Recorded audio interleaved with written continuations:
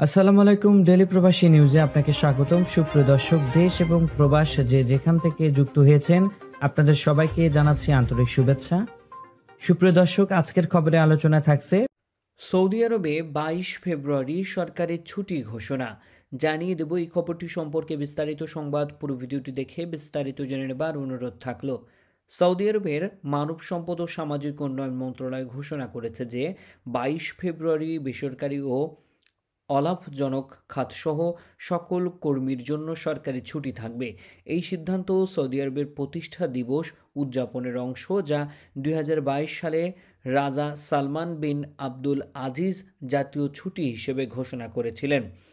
1727 সালে এই দিনে ইমাম মোহাম্মদ বিন সৌদ প্রথম সৌদির রাষ্ট্রের প্রতিষ্ঠা করেন, যা শান্তি ও স্থিতিশীলতা আনতে গুরুত্বপূর্ণ ভূমিকা রেখেছিল।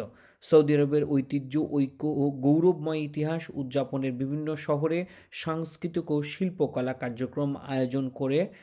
প্রতিষ্ঠা দিবসের লোগোতে 5টি গুরুত্বপূর্ণ প্রতীক অন্তর্ভুক্ত করা হয়েছে: খেজুর গাছ, আরব ঘোড়া, বাজ পাখি, বাজার ও সৌদির পতাকা, যা সৌদি আরবের ঐতিহ্য ও জাতীয় গৌরবকে প্রতিনিধিত্ব করে।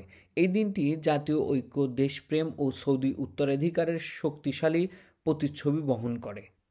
এতক্ষণ আমাদের সঙ্গে থাকার জন্য অসংখ্য ধন্যবাদ। পরবর্তী সংবাদ দেখার আমন্ত্রণ জানিয়ে শেষ করছি এখনকার সংবাদ।